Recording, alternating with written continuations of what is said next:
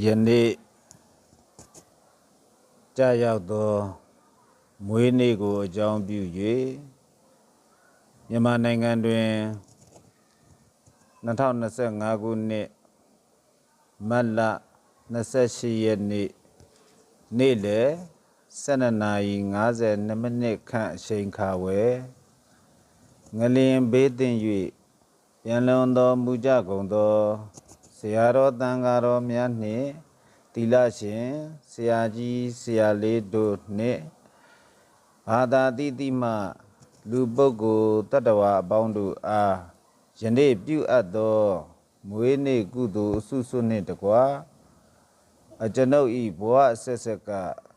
ကုသိုလ်ကောင်းမှုအစုစုတို့အားအမြတ်တမ်းပေးဝေပါသည်အလုံးကြားကြားသမျှအမြတ်ယူတော်မူကြပါကုန်လောအလုံးကြားကြားသမျှအမြတ်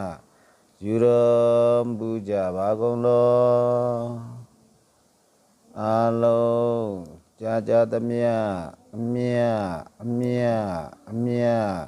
ယူတော်မူကြပါကုန်လော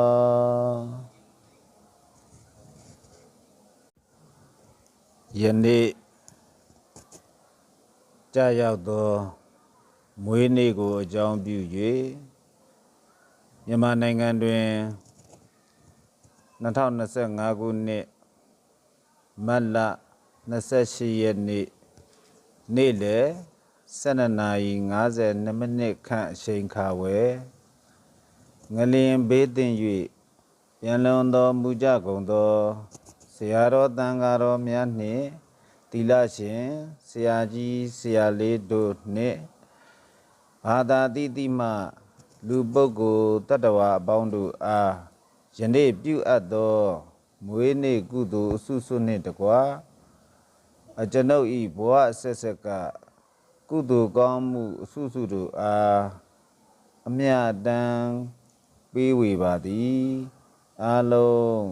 ကြားကြားသမျှအမြတ်ယူတော်မူကြပါကုန်လောအလုံးကြား